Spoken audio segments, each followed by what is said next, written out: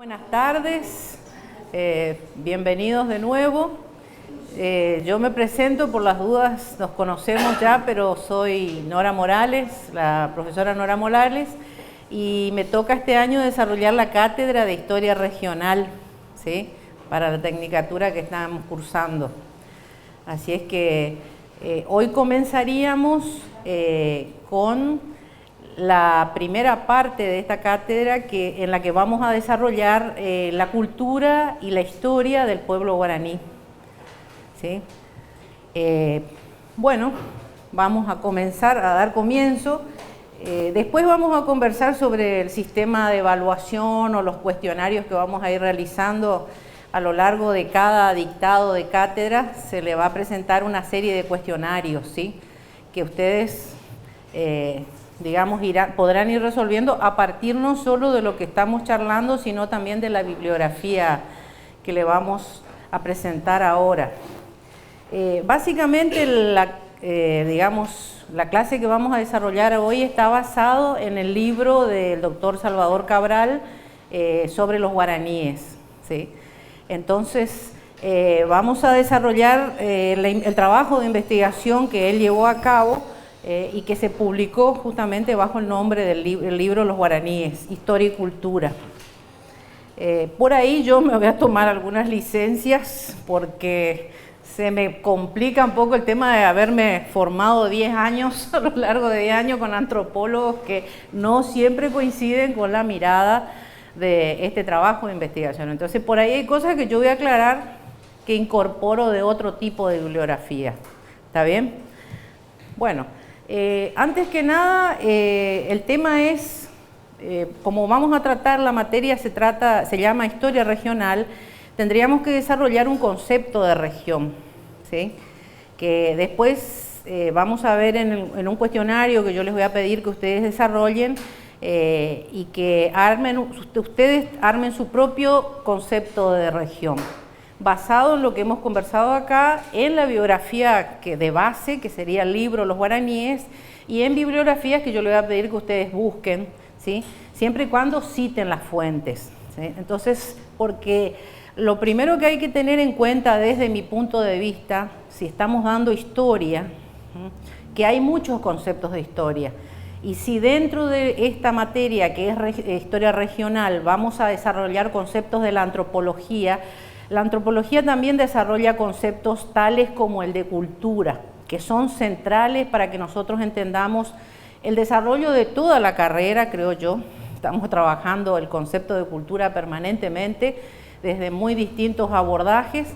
Entonces, seguramente ya lo han trabajado en otras materias y lo han conversado varias veces, pero a mí me interesa que ustedes también en estos cuestionarios que después les voy a pedir que desarrollen, armen un concepto de cultura propio, digamos, basado en lo que vamos a desarrollar hoy en la clase. Entonces, el primer tema sería ¿por qué vamos a estudiar a los guaraníes? ¿Quiénes son los guaraníes? ¿Por qué a la historia le tiene que importar, o a la historia regional le tiene que importar el desarrollo de este pueblo? ¿Sí? Esa sería la primera pregunta que nos tenemos que hacer. ¿Por qué la historia le interesa? Le interesa el desarrollo de un pueblo como los guaraníes. Y la otra pregunta es, ¿los guaraníes son una cultura o representan una cultura para nosotros? Esas serían las dos preguntas con las que iniciaríamos la gran charla. Una de los aspectos que a mí me interesa desarrollar inmediatamente sería el concepto de región. La primera... digamos, el primer concepto sería, primero y principal, los guaraníes han habitado este espacio regional desde hace por lo menos 2000 años hasta el presente. Lo que tenemos que definir ahora, ¿qué es un espacio regional? ¿Sí? Ese es otro concepto que también ustedes les voy a pedir que desarrollen. Hay muchos conceptos de región. En algunos están de acuerdo antropólogos, en otros arqueólogos, muchos geógrafos y geólogos, en otros hay varios desacuerdos. Entonces, yo voy a desarrollar un concepto de región. que es el que a mí me queda cómodo en este contexto para desarrollarlo. Por ejemplo, el doctor Cabral nos dice, los guaraníes están en el centro de la historia del actual nordeste argentino. Él ahí ya nos sitúa en el espacio geográfico que es el actual nordeste argentino. Es una apretada síntesis, podemos decir, del desarrollo de un concepto de región. Y al mismo tiempo nos sitúa a los guaraníes en la historia común que compartimos todos los que habitamos este espacio, ¿sí? Entonces, yo partiría por, a ver si tenemos el mapa, por definir, no, el de región guaraní, creo que es este, me parece que es ese, claro. Partiríamos por definir qué es una región. Una región es un espacio, primero, un espacio compartido que tiene algunas características comunes en las que ya les digo, a veces se han puesto de acuerdo arqueólogos, geólogos e historiadores, y no siempre los antropólogos comparten, por lo menos los antropólogos de los que yo abrevé acá en la Facultad de Humanidades no están del todo de acuerdo. Pero básicamente es un espacio común, un espacio geográfico que ha sido compartido por sucesivos tipos de poblamiento. Ese espacio tiene que tener características geológicas comunes, como pasa con este territorio, con esta región que nosotros vamos a llamar región guaraní. Después voy a explicar por qué está limitada este pequeño espacio. Esto es lo que parte de lo que el doctor Cabral llama el nordeste argentino.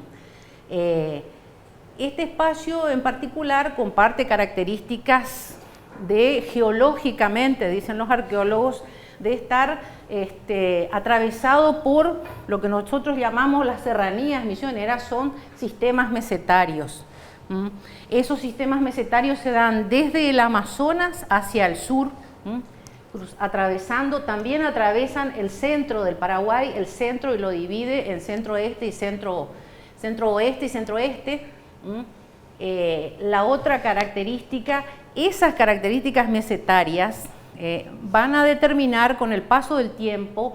Toda esa conformación se dio hace unos 200 millones de años, cuando se empiezan a formar los continentes, empiezan a aparecer las elevaciones.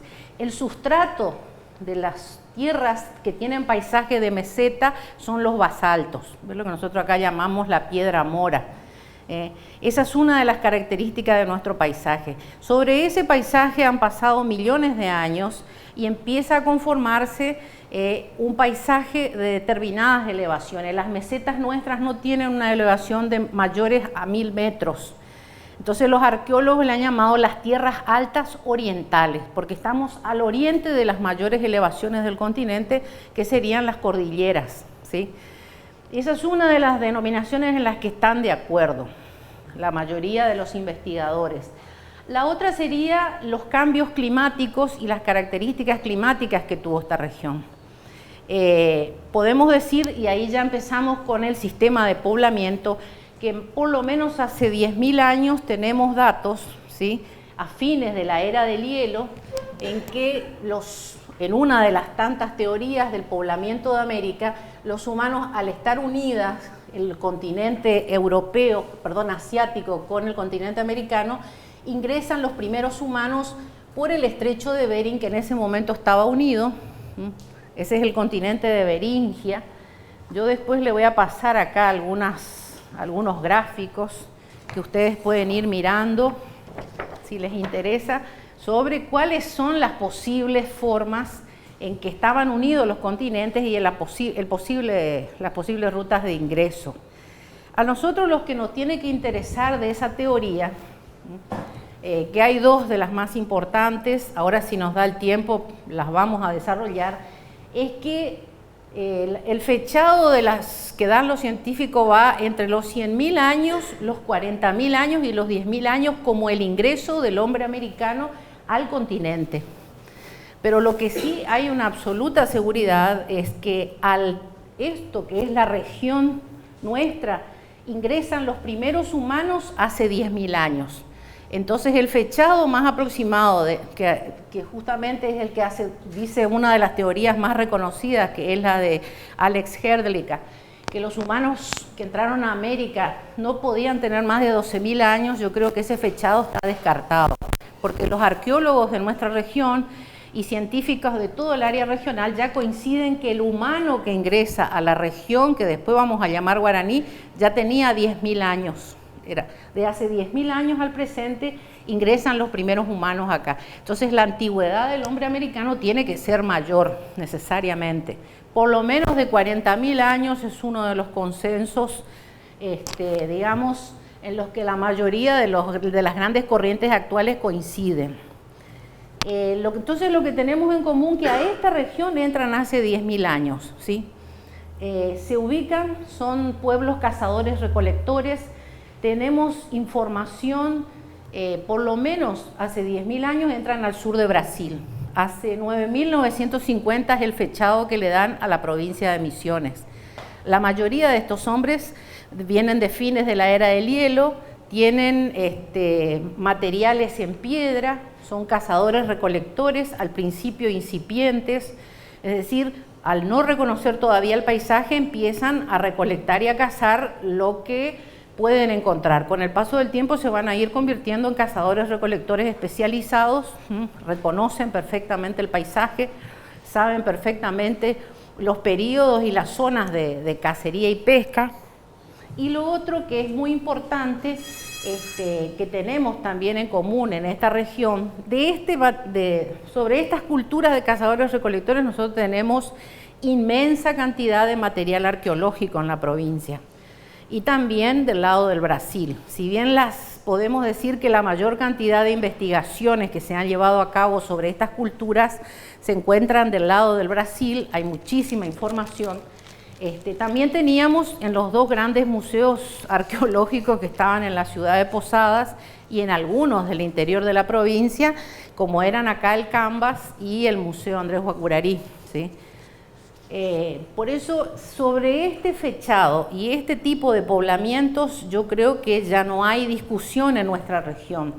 La siguiente característica sería que al ingresar esos hombres de fines de la era del hielo, nuestra región todavía no tenía paisaje de selva. Teníamos paisajes de campo abierto, fríos extremos sin cobertura de hielo.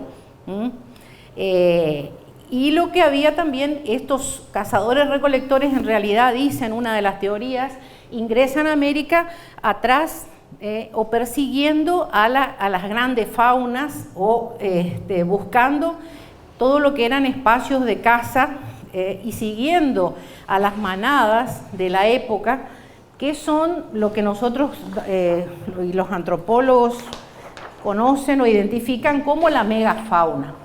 Es decir, la mayoría de ellos eran los antepasados de los animales actuales, muchos de los mamíferos actuales, pero en tamaños gigantescos. Tenemos los antepasados, qué sé yo, desde los famosos personajes de la película animada La Era del Hielo, los mamuts, los tigres dientes de sable, pero también los muy reconocidos en nuestra región como los tatú, los osos hormigueros.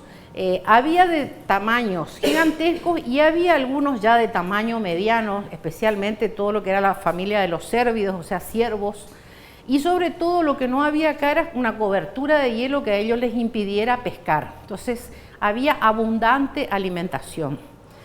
La otra cuestión que se registra en toda la región, y por eso digo por los registros arqueológicos del Brasil, que coinciden con los del lado de la arqueología argentina, es el cambio climático que llega después de los 10.000 años. Hay un largo y lento proceso climático de cambio en que empiezan a decrecer los fríos extremos y a aparecer el calor. Hacia los 7.000 años se calcula, hasta el presente, la selva misionera ya estaba formada. Luego de largos periodos de extremo calor, largos periodos de sequía, alternados con interminables periodos de lluvia, empieza a conformarse el clima de selva subtropical y aparece la selva. Se calcula que hace unos 7.000 años en toda esta área, por supuesto del Amazonas, en realidad todo el paisaje de selva del continente estaba ya conformado. a partir de ahí es que empieza la historia, podemos decir, de lo que nosotros identificamos como la cultura tupí-guaraní, ¿sí? Entonces ahí sí querría el mapa de la dispersión continental. Después, a lo largo del año, vamos a ir viendo que hay otros factores que también nos permiten a nosotros reconocernos como parte del poblamiento regional. Porque como ustedes saben, ya tenemos en común factores geográficos, factores geológicos y las dos primeras o la primera oleada de poblamiento. Ahora vamos a hablar de la segunda oleada más importante. No quiere decir que entre los hombres de los fines de la era del hielo y los guaraníes no haya habido otras formas de poblamiento. Estos son los que consideramos más relevantes para la clase que vamos a desarrollar hoy. Y en lo sucesivo, como ustedes bien saben, llegó la colonización europea y distintas formas de ocupación del espacio, para luego la conformación de los estados nacionales. Entonces, en general, región guaraní, definen los geógrafos, y por eso le digo algunos geólogos, como lo que llamó el nordeste argentino el profesor Salvador Cabral. Ellos determinan que serían los 3 estados del sur del Brasil, Paraná, Santa Catarina y Río Grande, centro y este de Paraguay y el nordeste argentino. En algunos casos abarca el espacio de Formosa y de Chaco. ¿Por qué? Ahora vamos a ver, porque estamos hablando ya específicamente de la región guaranítica, porque eran áreas de influencia, áreas de navegación, áreas de permanente paso de los grupos migrantes guaraníes en búsqueda de nuevas tierras para cultivo y asentamiento. Entonces, cuando se define al área, ahí está. Este es un mapa que a mí me interesa mucho mostrar. A mí personalmente me aclaró mucho el panorama de cómo es, cuáles serían los orígenes y el área de dispersión de lo que nosotros llamamos culturas tupíes y guaraníes. Está tomado de uno de los libros de arqueología más importantes del sur de Brasil, que es, Arqueología prehistórica de Río Grande do Sul, pero en general abarca la arqueología de los 3 estados que se consideran territorios guaraníes, digamos, Paraná, Santa Catarina y Río Grande, pero es de un equipo de investigadores, de arqueólogos y antropólogos del Brasil, y en su amplia mayoría permanentemente confrontan con la información de los arqueólogos misioneros en particular. Entonces, por eso nos interesaba mucho la información de este libro. En este libro, uno de los mapas más interesantes es este que a mí me interesa mostrar acá, porque dice, es la diversificación del tronco tupí. Partiendo ya específicamente del... Yo puedo dejar el micrófono y hablar así nomás, porque la verdad que me incomoda un poco. ¿Se escucha? Sí, sí. Partiendo específicamente de lo que sería la historia de la cultura guaraní, yo les había preguntado a ustedes por qué nosotros tenemos que considerar que los guaraníes son una cultura. Y por qué a la historia le tiene que interesar la vida de un pueblo que no desarrolló escritura. Tendríamos también que partir de lo que sería el concepto de historia. Historia, en muchos casos, la definición convencional de historia nos dice que es la historia es el estudio de los acontecimientos humanos en el tiempo a partir de la aparición de la escritura. Entonces, si nos atenemos a ese concepto convencional, muchos pueblos que formaban parte del mismo territorio en el que después vinimos a colonizar, ocupar los hombres blancos, quedaban fuera de la historia de esa cultura o de esa región. El concepto, la aparición de la escritura es lo que determinaba a veces también el grado de inteligencia o la capacidad de desarrollo de una sociedad. Y quedaba relegada a otra ciencia, que era la prehistoria, el desarrollo de los pueblos que no habían tenido escritura desde la aparición de los primeros humanos o los antepasados del humano moderno hasta la aparición de la escritura. ¿Sí? Muchos historiadores actuales ya no coinciden con esa definición, entre ellos yo, digamos, y por supuesto el doctor Cabral, por suerte, Consideramos que hay definiciones mucho más generales de la historia.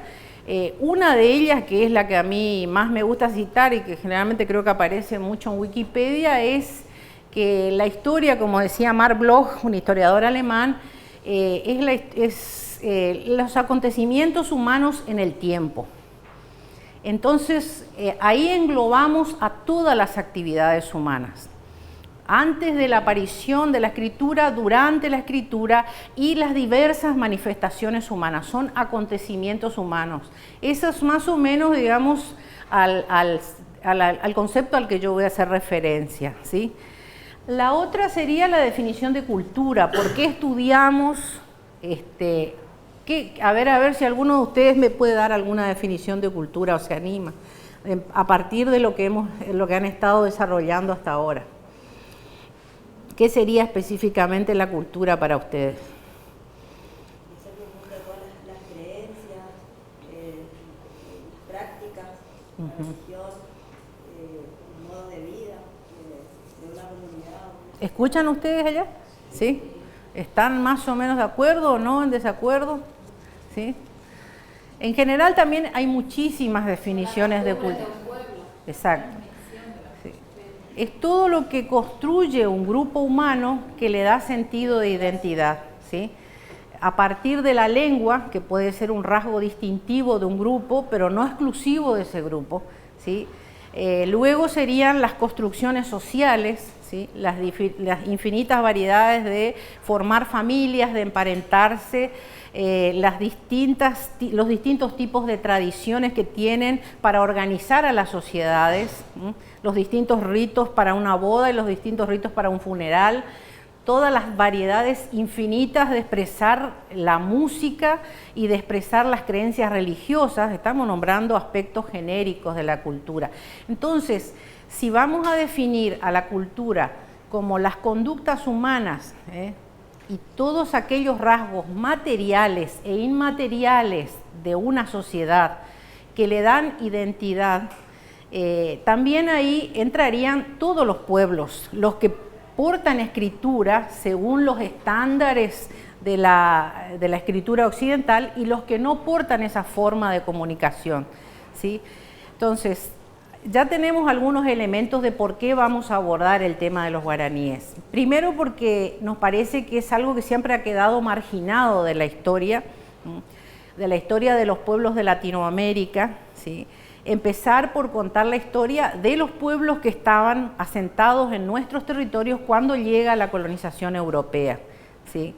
Nos interesa porque es como parte de la identidad que nosotros hemos dejado de conocer y de reconocer en la medida en que fuimos sumando los aspectos de la identidad europea. Nos reconocemos mayoritariamente como herederos de una cultura occidental, ¿sí? Pero en el 90% de los casos, si uno le pregunta a un latinoamericano si es descendiente o de quién desciende, van a nombrar a la herencia generalmente europea o hispánica, salvo aquellos que ya vengan de una familia de pueblos que estén emparentados directamente con grupos originarios o sean descendientes de ellos. En la Argentina hay infinitos grupos de pueblos originarios que ahora tienen la posibilidad de manifestarse dentro del Estado Nacional, ¿sí?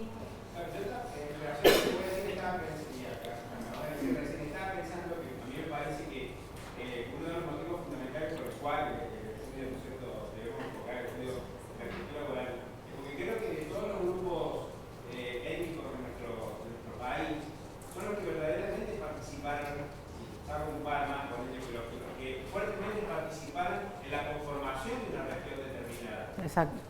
Sí, me parece que fundamentalmente por eso, ¿no? Porque formaron parte, no solo en la idea y en la conformación de una región en particular, sino en un momento de la historia, con la presencia, o conjuntamente con la compañía de Jesús, ¿no es cierto?, que obtienen que no pasaron en otras partes, al menos de nuestro país, en otras, pues creo yo, ¿no? Y en la conformación de otras regiones del país. ¿No es así? Sí. Acá hay particularismos en nuestra región, pero podemos decir que en toda la historia de la cultura americana tenemos esa singularidad de haber negado rotundamente las raíces de los pueblos originarios y haber asumido la herencia europea, ¿sí? Primero y principal, cuando uno le pregunta a alguien, pero bueno, pero en tu región hay guaraníes, no, yo no soy descendiente de guaraníes. Sucede lo mismo en muchas otras áreas de Latinoamérica cuando le preguntamos a alguien que a lo mejor por el color de piel es más claro que el promedio general, pero para los europeos nosotros ya somos oscuros. Entonces, inmediatamente asumimos que no descendemos de un grupo al que uno pasa inmediatamente a preguntarle, pero ¿quiénes son los guaraníes? ¿Por qué vos decís que no descendés? ¿O quiénes son los maya quiché? Lo dudo mucho porque hay, por lo menos, hay sectores de Latinoamérica donde la gente está formando una autoconciencia diferente, pero bueno, hablemos de una de las culturas que ha sido la que mayor influencia en el espacio geográfico, en la herencia lingüística, en la herencia de la tecnología agrícola, ¿sí? Y por lo tanto, y en muchísimas otras tradiciones que nosotros aún hoy seguimos practicando, nos ha heredado.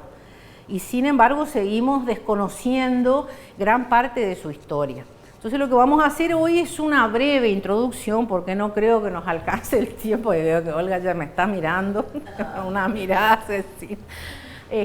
Vamos a hacer una breve introducción, ¿sí?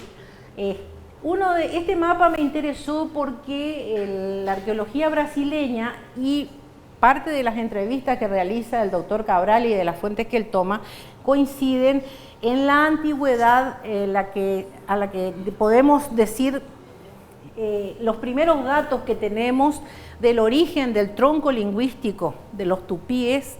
Es por lo menos hace 5.000 años tenemos información que este pueblo y esta lengua especialmente se conforma y nos empieza a dejar datos etnolingüísticos y luego rastros materiales hace aproximadamente 5.000 años. El lugar de donde supuestamente parte el tronco lingüístico y la familia tupí-guaraní es una definición genérica. Dicen ellos la margen derecha del río Madeira, que es uno de los afluentes principales del Amazonas, ¿sí? Detalles más, detalles menos, muchos antropólogos indigenistas y no indigenistas coinciden en ese fechado, vamos a hacer la aclaración. Entre ellos el famoso padre Meliá, que es un sacerdote jesuita y antropólogo que ha convivido largamente con sociedades guaraníes y que él a veces convive con las dos corrientes, la indigenista y la no indigenista. Entonces, él coincide en este fechado también que se da en este mapa del Brasil de la arqueología prehistórica, desde que hace 5.000 años se ubican en la margen derecha del río Madeira y a partir de ahí empieza una lenta y progresiva dispersión a lo largo de prácticamente todo el subcontinente sudamericano hasta la boca del Río de la Plata. Entonces, hay definiciones genéricas que dicen el área de expansión de los tupíes y guaraníes va desde el Orinoco hasta el Plata. Y de este a oeste podemos decir desde los contrafuertes andinos, dicen la mayoría, es decir, de las zonas, las partes más bajas de la cordillera de los Andes, hasta los frentes atlánticos. Esa es la inmensa área de expansión de lo que se llamó la gran familia tupí-guaraní. Ahora, de ese grupo, cuando empieza a haber una gran... es un grupo que se caracteriza por ser... hay denominaciones que los genéricos con los que se identifican a los tupíes y guaraníes. Uno de ellos son los migrantes de la Amazonia Central. Entonces ya definen, podemos decir, el origen de la familia. La otra, los colonizadores del monte. Una de las principales características de los guaraníes y tupíes, genéricamente, de algunos antropólogos dicen más de 50 familias lingüísticas conforman a toda esta inmensa masa de pueblos, son identificados básicamente por ser grandes viajeros migrantes que buscan tierras para colonizar y cultivar. Una de las grandes características materiales que nos han heredado los guaraníes es la agricultura. Hay etnobotánicos modernos e ingenieros agrícolas que consideran que la ingeniería agrícola de los guaraníes, después de los incas, dentro de lo que sería el subcontinente sudamericano, o junto con los incas tal vez, es uno de los más avanzados, o por lo menos uno de los que más han innovado en tecnología agrícola, a partir como aporte cultural de estos pueblos hasta la llegada del hombre blanco. Y si nosotros aprendemos que el sistema de rozado, que era el sistema de cultivo, de preparación de la tierra, de tumba del monte y preparación de la tierra de los tupí guaraníes, es la herencia que recibió la colonización agrícola que traen de Europa para cultivar y desarrollar el sistema económico de toda el área regional nuestra, cuando llegan a fines del siglo XX, fines del siglo XIX, principios del XX, todavía seguían practicando los colonos europeos el sistema de roza, de tumba y de roza, que fue, digamos, un gran aporte tecnológico de los guaraníes. Ahora la pregunta sería, ¿quiénes saben realmente que ese era un aporte que trajo la cultura guaraní? ¿Sí? Creo que hay gente que sabe, me parece que hay gente que inclusive hablamos con algunos colonos que ya sabían, porque muchos de ellos llegaron y se encontraron que no conocían la geografía, desconocían los tipos de alimentos. Muchos barcos dejaron a los colonos en la noche negra del monte y se encontraron con una geografía desconocida. Algunos todavía hay relatos de algunos abuelos colonos acá que cuentan que cuando le escuchaban llorar a las mujeres europeas que venían pariendo los hijos, aparecían los indios del monte y le venían y le traían una mandioca y le enseñaban a comer, y probablemente de alguna manera habrán empezado a observar las prácticas que tenían de cómo desmontar y preparar un área para el cultivo, porque venían de paisajes completamente diferentes. Pero hoy en día ya hay algunos testimonios de colonos que reconocen el hecho de haber aprendido esas técnicas que eran las únicas posibles en este tipo de clima, de geografías. Entonces, en este proceso de dispersión que habrá llevado aproximadamente unos 2.000 o 3.000 años, el área de ingreso hacia lo que sería hoy la actual provincia de Misiones y el norte de Brasil está fechado en 1800 años en la provincia de Misiones, 2000 hacia el sur de Brasil. Entonces, podemos decir que los guaraníes habitan específicamente. ¿Por qué acá decimos guaraníes? Muchos antropólogos nos dicen que en este largo proceso de dispersión empiezan a abrirse, como ustedes ven, varias corrientes y a separarse las familias lingüísticas, las tecnologías cerámicas, que es otra herramienta que utilizan los arqueólogos para seguir las rutas de poblamiento de tupíes y guaraníes, y muchos datos que se encuentran en los distintos estratos que van siendo excavados sobre los tipos de asentamientos, los asientos de fogones que dan datos de los alimentos y dejan siempre rastro de las vasijas cerámicas. Lo primero que se nota es que en esta área empieza una diversificación, grupos que después van a ser conocidos como tupíes quedan en los frentes atlánticos, desarrollan variedades de cultivo diferentes de mandioca, maíz y cientos de alimentos que hoy son todavía parte de la dieta regional, que ahora podemos nombrar, y un grupo que empieza a diversificarse y a buscar tierras de cultivo baja hacia el sur. Los tupíes del norte, y muchos antropólogos también utilizan la denominación dada por ellos a los futuros guaraníes, que serían los hombres que viven en las selvas lluviosas del sur, le dicen, porque evidentemente el régimen de lluvia en esta región era aún mayor. Entonces, las variedades de cultivos de cerámicas adaptadas a los usos del alimento y del cultivo que van a desarrollar acá también van a ser muy singulares y muy particulares, nos dicen los investigadores. Entonces, ahí tenemos una de las primeras características de esta cultura. Como también dice el libro, una de las primeras características que podemos desarrollar de los guaraníes es la actividad central. Gran parte de la actividad central económica y social de los guaraníes era las aldeas formadas en función de las áreas cultivables. Ellos migraban buscando mejores tierras. Al haber tanta riqueza en este tipo de clima para la obtención de alimento y para las posibilidades de cultivo, rápidamente las áreas que eran ocupadas tendían a haber como exceso de población y a generar permanente fricción en las aldeas. Entonces, los dos rasgos centrales que marca el doctor Cabral en el libro y con el que coincidimos son las pautas de conducta que van a acompañar a toda la diversidad de pueblos que conforman por lo menos 50 naciones lingüísticas tupí-guaraníes.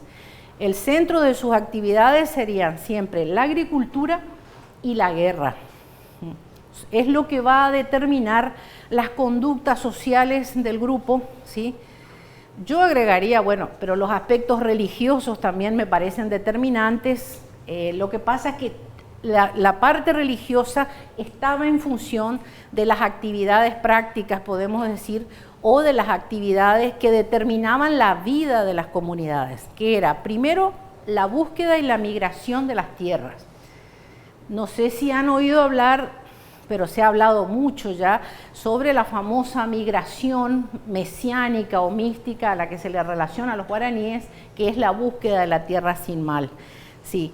Inclusive Bartomé Meliá, que es un sacerdote, él también relaciona a esta búsqueda sagrada o mística con una búsqueda de mejores tierras para ocupar de pueblos que están permanentemente en expansión, porque viven en zonas de extraordinaria riqueza, se multiplican la cantidad demográfica, digamos, las poblaciones se multiplican y permanentemente entran en fricción con comunidades, digamos, de las mismas familias. La mayor parte del tiempo los guaraníes entraban en guerras con otros grupos guaraníes. Independientemente de las guerras o de las batallas que ellos van a mantener fuera del área de expansión con otras culturas, como tenemos datos, por ejemplo, de grupos guaraníes que se expanden hacia los contrafuertes andinos y según relatos y fuentes que toma el doctor Cabral, llegan a invadir parte de las ciudades del imperio inca. Tenemos poca información de eso, pero seguramente cuando tenemos la idea de un guerrero guaraní no hubiéramos pensado que tenían la tecnología ni la capacidad de invadir un imperio como el inca. Lo que sí teníamos eran muchos datos de que había contactos entre las dos culturas, pero muchos de estos grupos guaraníes llegaron, entre ellos el más conocido, el que se cita acá en el libro, que son los chiriguanos, llegaron a invadir reiteradamente ciudades incas y a causar, dice, verdaderos estragos. Por otra parte, eran de los grupos más difíciles de colonizar por el hombre blanco, de los que más resistencia opusieron al español, según la descripción. Entonces, esto nos da la pauta, entre otras cosas, aparece otro factor de la cultura guaraní. Ustedes me dirán si por ahí voy muy rápido o muy desordenada, o si quieren que por ahí anoten en el pizarrón algunos de los aspectos de la cultura que son sobresalientes. Una de las principales características, decíamos, de la cultura material de los guaraníes serían los dos rasgos que rigen la vida de ellos: las migraciones y los traslados, ¿sí? La búsqueda de tierras de cultivo, y el eje central de la vida económica es la agricultura de los guaraníes, el que rige inclusive las relaciones políticas dentro de las comunidades y con otras aldeas con las que se confederan o se unen para hacer la guerra a otras comunidades, ¿sí? La otra gran actividad sería la misma guerra o la guerra en sí misma. Sí, perdón. ¿Alguien me estaba por hacer una pregunta? Sí. En las características generales, entonces, el guaraní, no sé si de acuerdo a la ubicación del espacio y en el tiempo cronológico, ¿se lo denomina nómada o se lo denomina sedentario? Y esa cuestión de nómada, ¿cuánto tiempo dura? Porque si ellos son dueños de un espacio en la tierra y van migrando, buscando esa tierra sin mal, entonces como que se necesita también el concepto. Claro. Ahí sí, ahí entraríamos a explicar características de la agricultura guaraní o que también forman parte de la mecánica social de ellos. La mayoría de los antropólogos coinciden que un periodo de asentamiento de una aldea no era mayor de 3 años, porque supuestamente el periodo en el que se desgasta la tierra, de la forma en que ellos ocupaban, que era un sistema de cultivo extensivo, ¿sí? Eran áreas mayores, no mayores a un radio de por lo menos 2 kilómetros, ¿sí? Dicen en la mayoría de los casos que ellos buscaban tierras que generalmente estuvieran cerca de ríos o arroyos, ¿sí? Si no había posibilidades de situarse nunca en la vera del río, ¿sí? Siempre a por lo menos 3 metros del río, por la clásica, conoce cualquier persona de nuestra región, las crecientes. La otra área muy bien buscada por ellos era lo que se llama selvas en galería, o sea, donde termina, digamos, la base de las serranías o la base de la meseta, ahí se forma una selva especial que ellos, los ecologistas llaman selvas en galería. Ese era otro de los lugares preferidos. Cuando también había un exceso de población y había pueblos guaraníes que eran expulsados de las áreas ideales, ellos empezaban a cultivar sobre las laderas de la serranía, nunca mayores a 400 metros de altura. Ese era el límite que ellos podían o aceptaban de vivir, nunca subían a alturas mayores de 400 metros. Salvo el caso de, supongo yo, este grupo de chiriguanos que intentó o abordó las ciudades incas, ahí habrán tenido que subir a alturas mayores.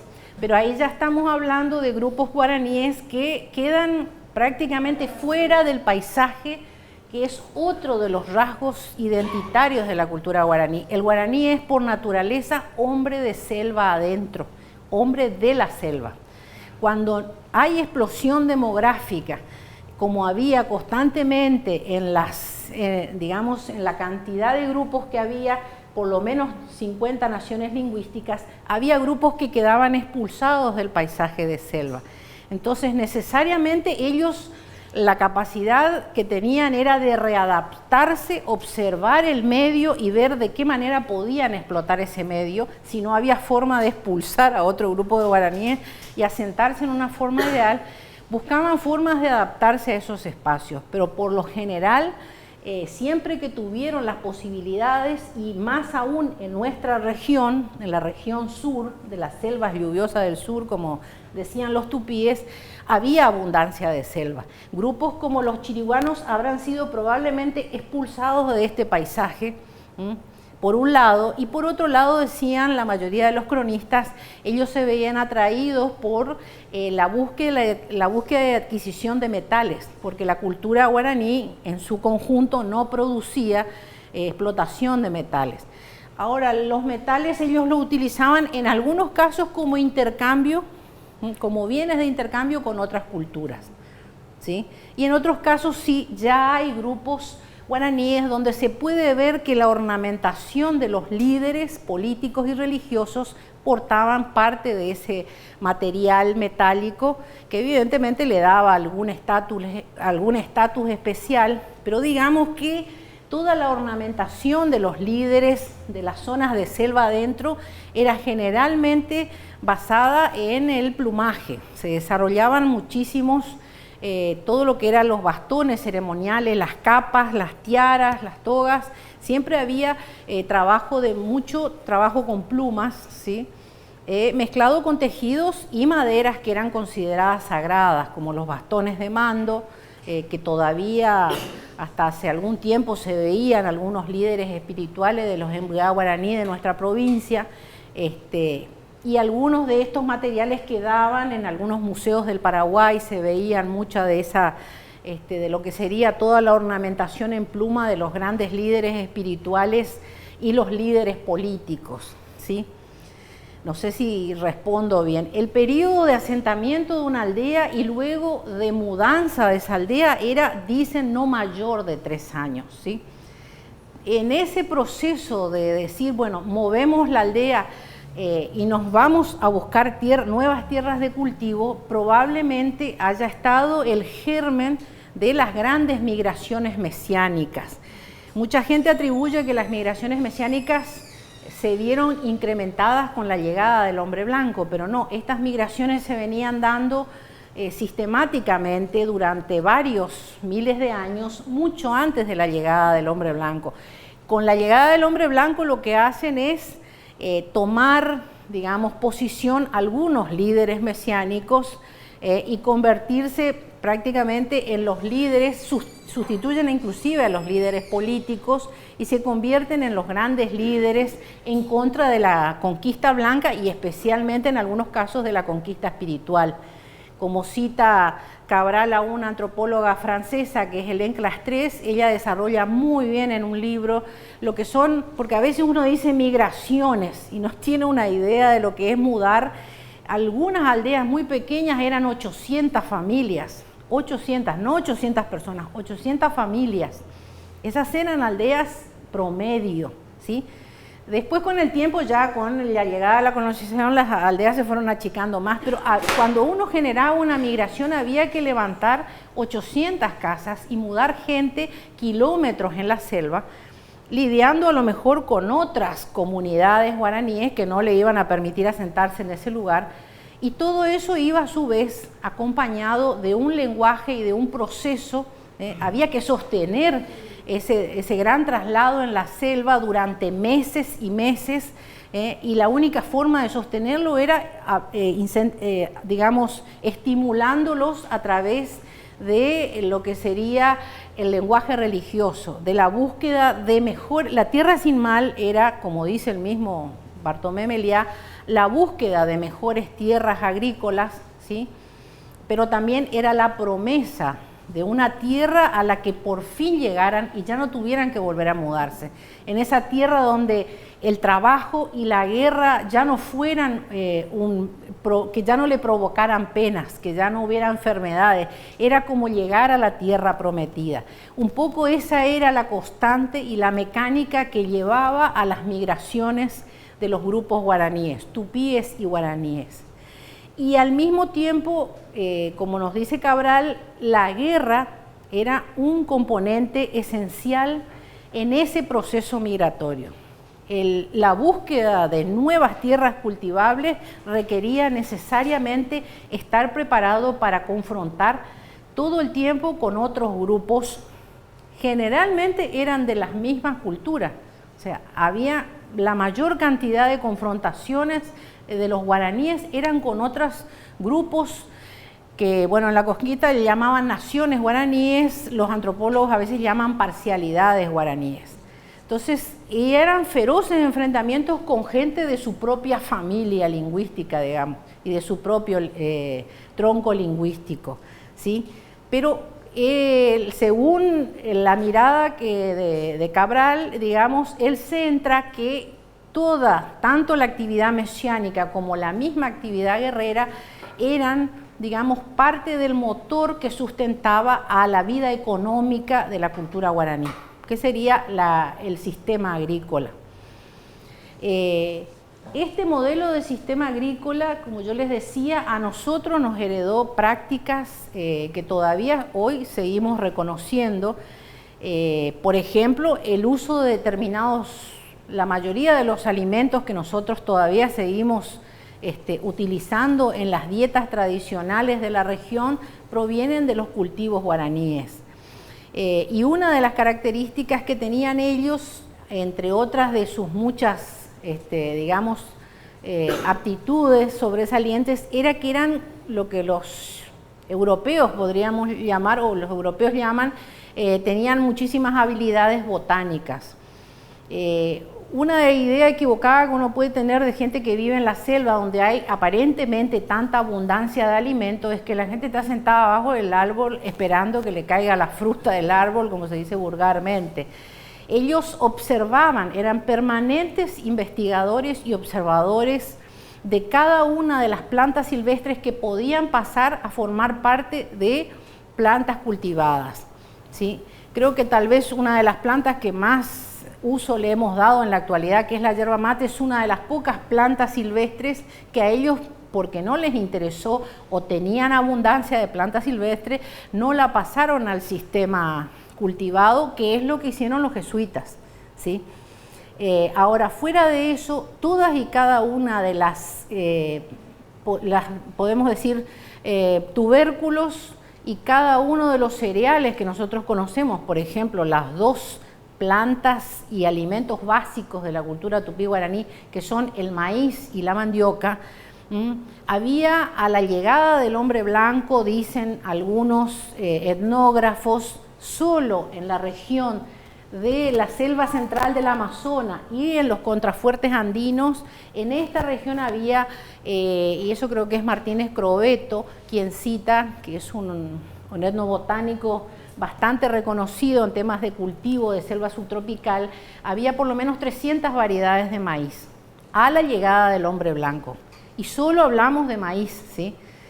Entonces, pensemos en la habilidad que tenían para experimentar con las semillas y crear variedades adaptadas ¿a qué? ¿Para qué necesitaban tantas variedades?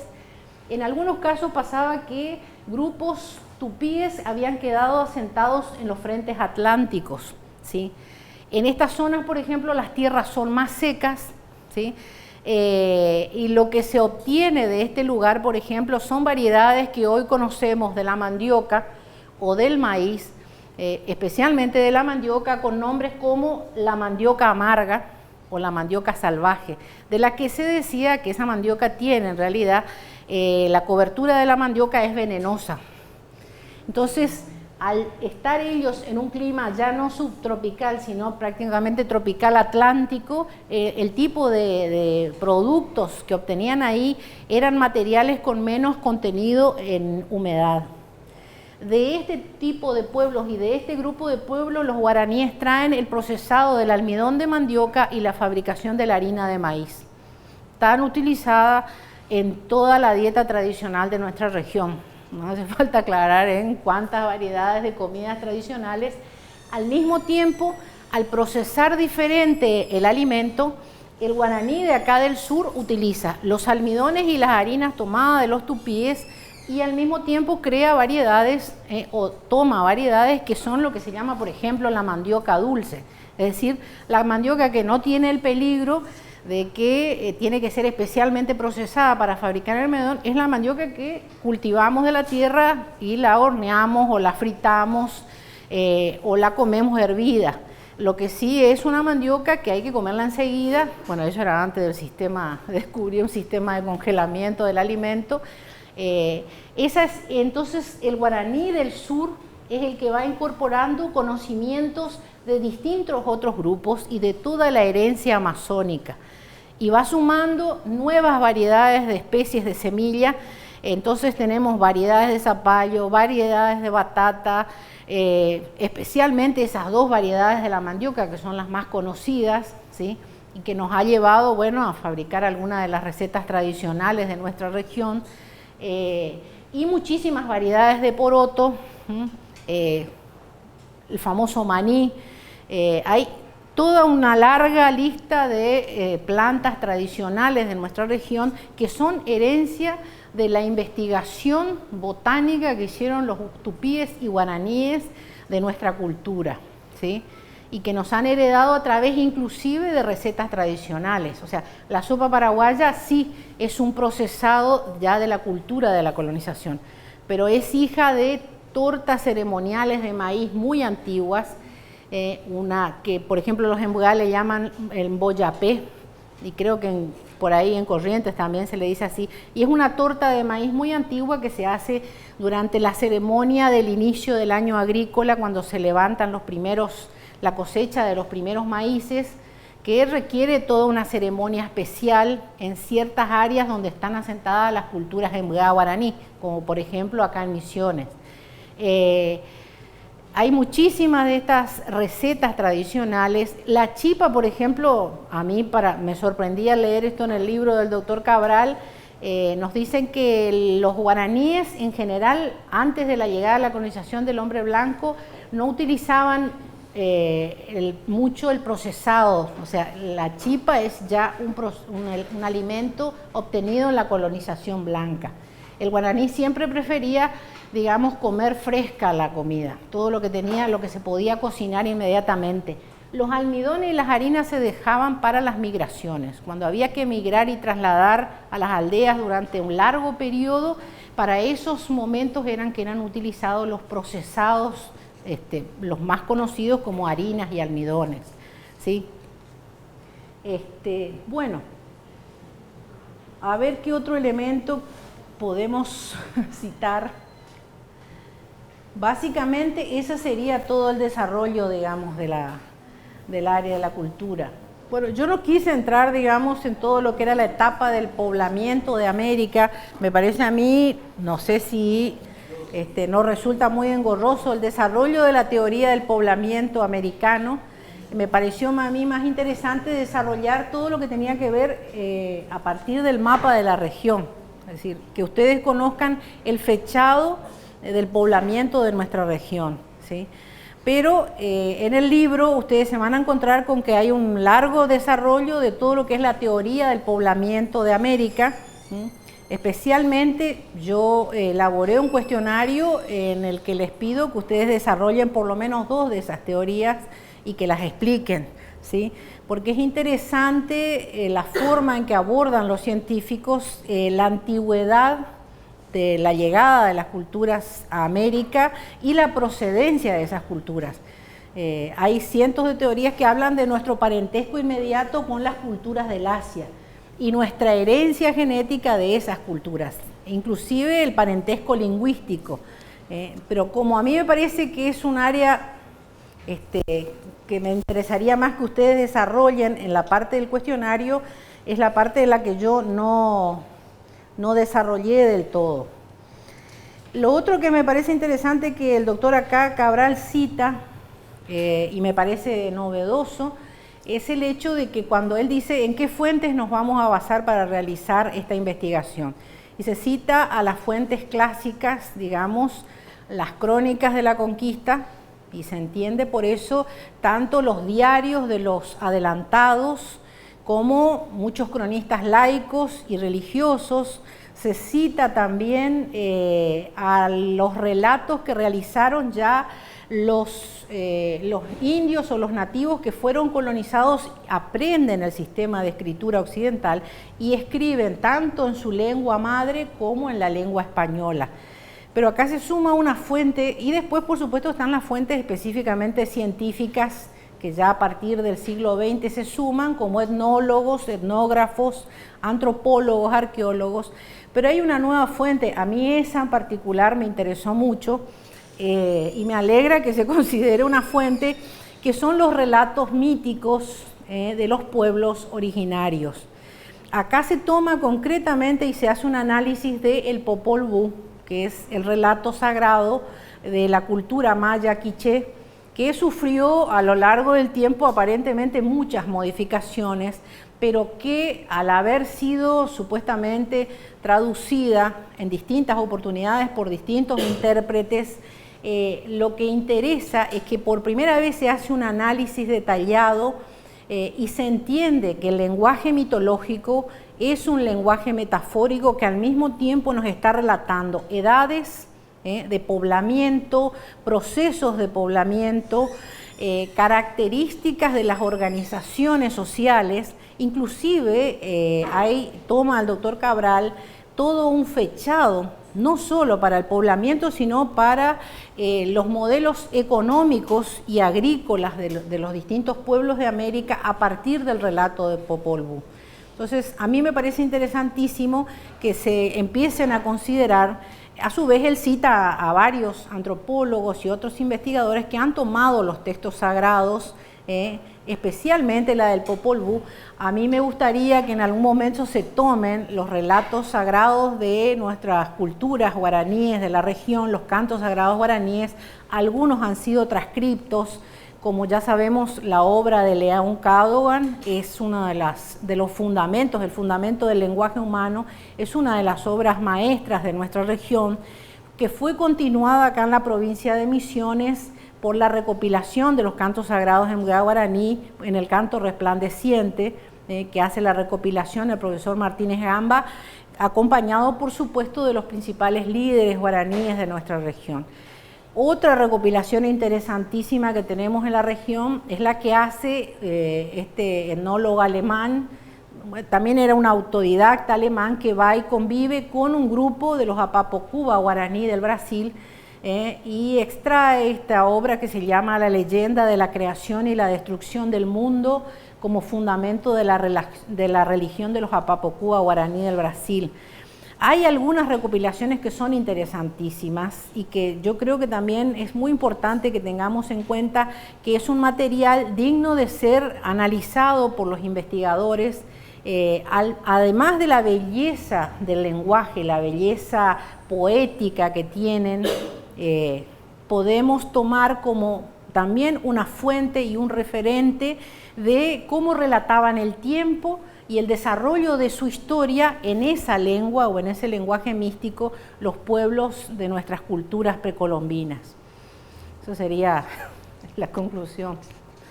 Así que hay una cosita más que yo creo que tendríamos, que ahí yo ya le tendría que leer o directamente al doctor Cabral para no equivocarme. Él concluye diciendo: los guaraníes están en el centro de la historia del actual nordeste argentino y todo lo que es llamada la región guaranítica. En muchas de las expresiones culturales, desde mitos y leyendas, dichos populares, giros idiomáticos, el sentido mítico y medicinal de las flores, en todas partes está mostrando su firme vigencia.